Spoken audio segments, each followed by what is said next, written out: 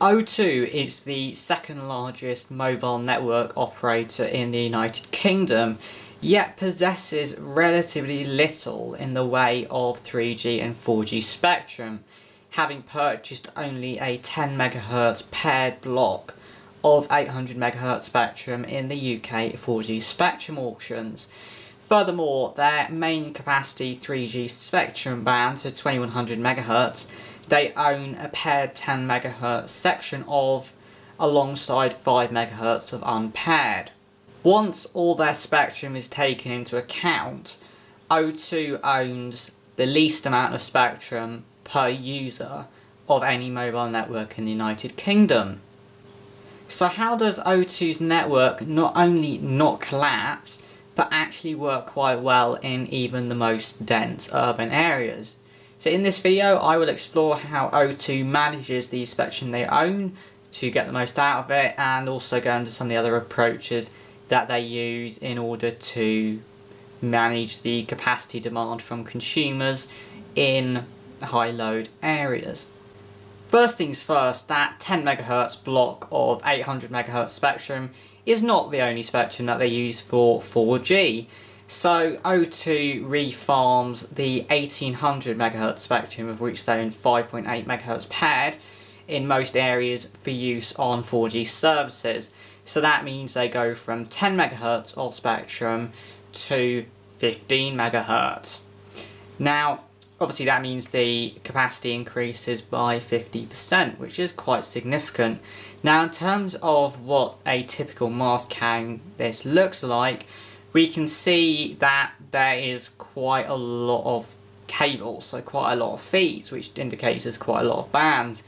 So the way these generally are cabled is such there's 3 low feeds to the panels and 2 highs. Now these different sort of panel setups to do this, but usually in terms of like what the way the frequencies are fed into the panels are pretty much the same. So usually 2G 900 MHz, 3G 900 MHz and 4G 800 MHz each go through their own feeders to the panel. And then 4G 1800 MHz and 3G 2100 MHz through an MHA each go individually to the panel. So this is roughly what a schematic for this setup will look like, although obviously the low band feeds can sort of be going into sort of any sort of feed onto any panel with low ports. So where it says say 2G 900 here, you could swap that with say where I've put 4G 800. Just with the zoom on the camera you can't read the cable tags in order to see what exactly is going to which port on the panel, although functionally it still works exactly the same. Now if you're not able to see the panels themselves, or go into field tests like here, so you can see in this field test it shows the 2 carriers, so band 3 which is 1800 MHz and band 20 which is the 800 MHz. If you have access to an app like GNet Track or a few others, they display the primary carrier. So for 800 MHz you're looking at 110, 120 or 130 as the cell ID, or for 1800 MHz it's 114, 124, 134. Now the thing to note with using the cell ID is the cell ID is only for the primary carrier you're on. So if you're on 4G Plus using both the 800 and 1800 and you're using the 800 MHz as the primary carrier, the device will only show 110, 120 or 130. You'll actually only see the 1800 MHz if you're banded onto just the 1800, in which case you'll see the 114, 124 or 134 for example. Although if like me you have an LG G4 where you can say force the phone onto 1800 MHz, then clearly you will see the 114, 124, 134. Though of course as you've locked it onto 1800 MHz 4G, it won't be any other band involved. And this 1800 MHz 4G service has been popping up all over the place, from quite rural sites actually, which you wouldn't expect there to be the sort of low demand, to obviously dense inner city ones where you'd very much expect the demand to be.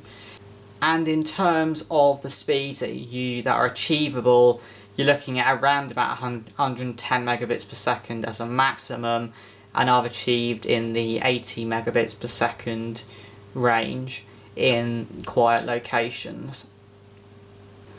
So 1800 MHz and 800 MHz, Works great for even actually some reasonably quite dense city locations and sort of well-known cities, but what happens for, say, central London, major shopping districts and things like that?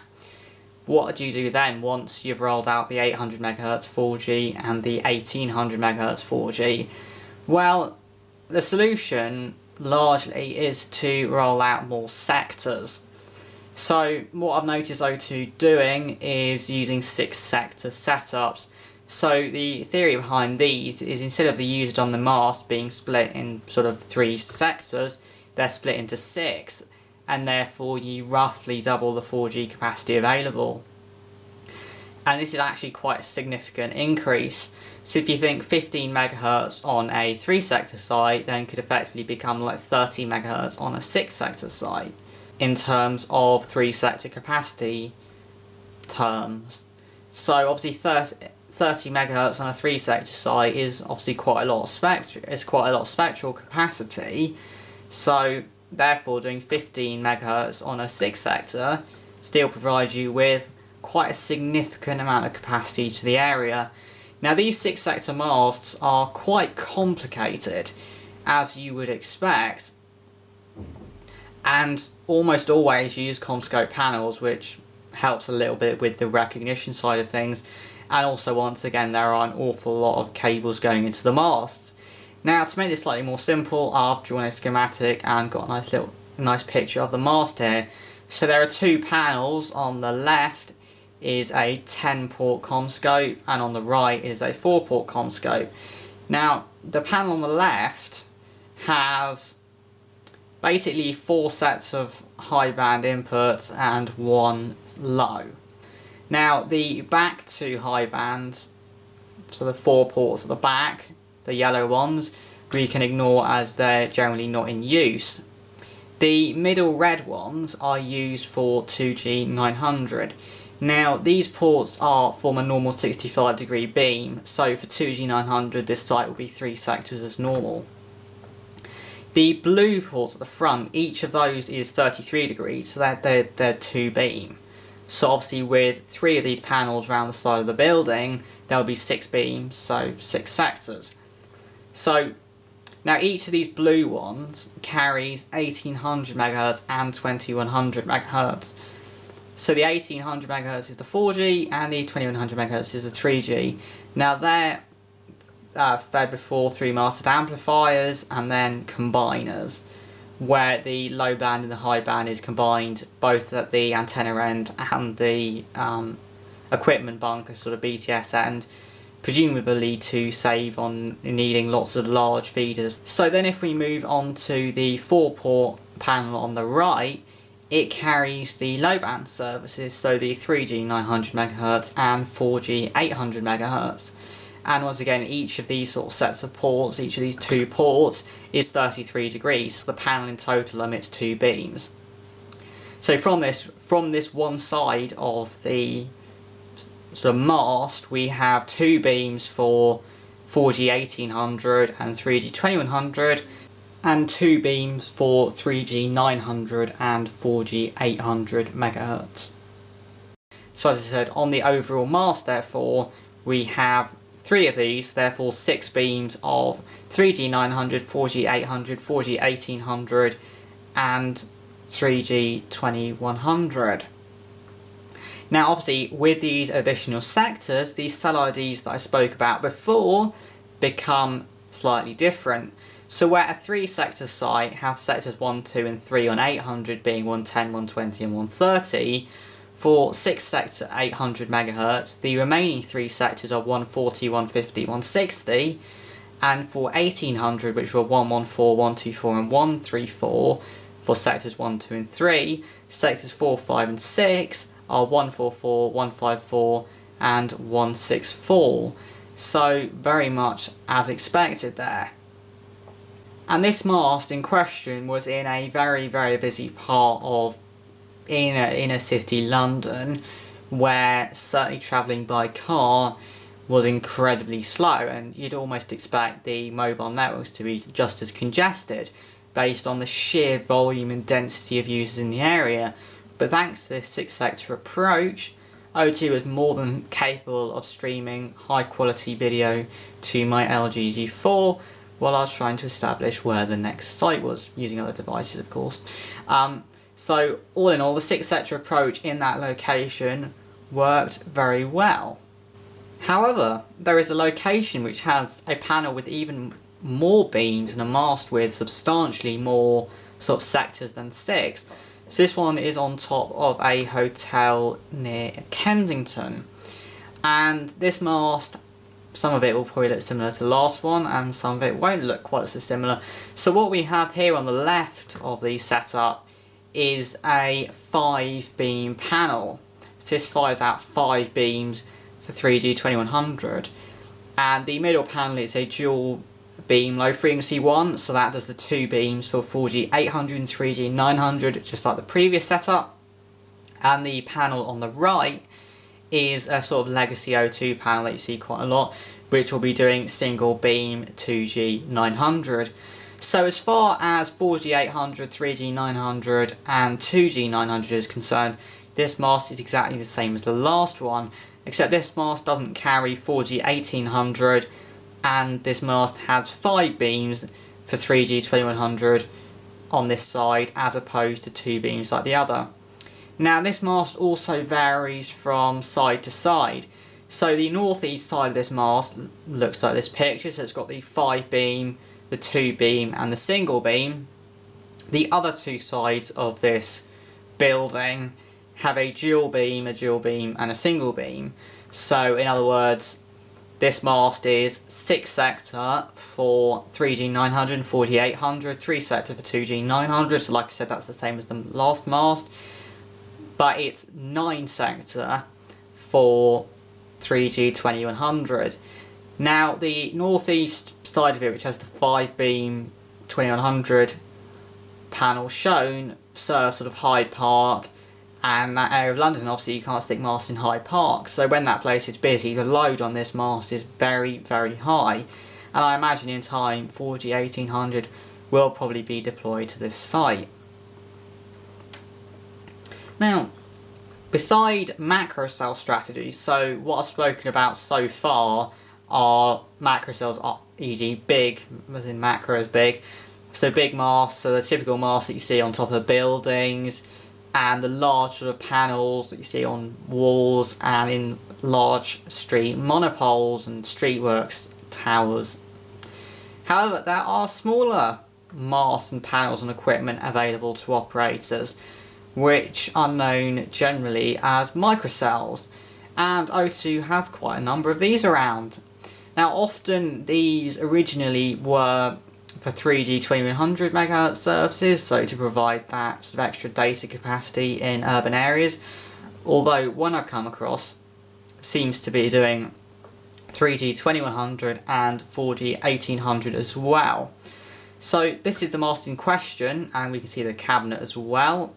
So the panels are very compact and mounted onto a lamppost. Now being compact, that means they can only take high frequencies, because low frequencies have a long wavelength and therefore you need bigger panels in order to get good signal performance. So this mast is just outside a major shopping centre in Brighton on a very busy sort of high street road, and like I said, it seems to be broadcasting 4G 1800 and 3G 2100 at quite good speed, and therefore provides localised increased capacity and therefore increased performance for users. And it obviously shifts performance away from the macro cell serving the area, which the macro can then use to help serve people who fall out of range of the microcell.